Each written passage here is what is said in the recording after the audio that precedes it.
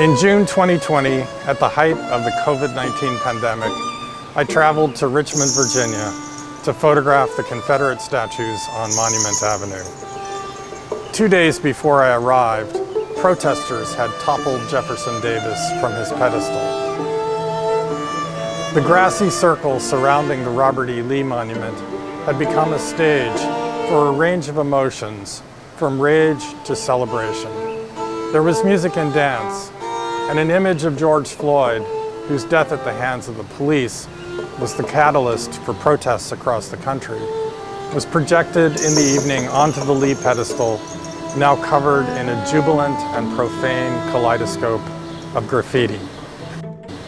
As someone born and raised in Virginia, I felt an obligation to return to the place I had left behind, to confront personal demons long unaddressed, and to preserve with my camera this moment in history.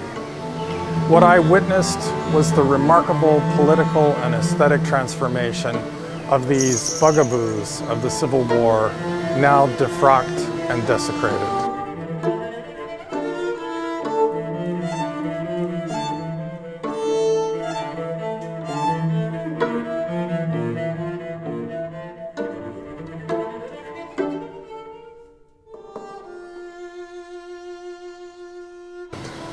In the fall, I returned to Richmond to photograph the empty pedestals.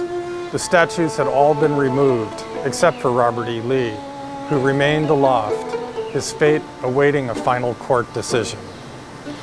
The summer protests had subsided, the leaves were turning, and the empty pedestals carried a different message, with no personages to mock, no erstwhile heroes to denigrate, and no clear indication of what the future held here or elsewhere in the country.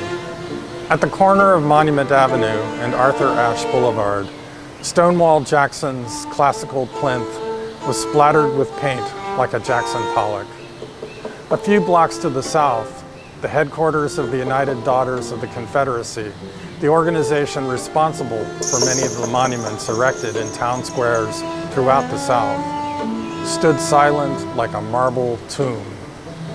Next door, in front of the Virginia Museum of Fine Arts, Kehinde Wiley's equestrian statue, a take on the Jeb Stuart, depicting a contemporary young black man, his head thrown back with an air of confident insouciance, rose above it all.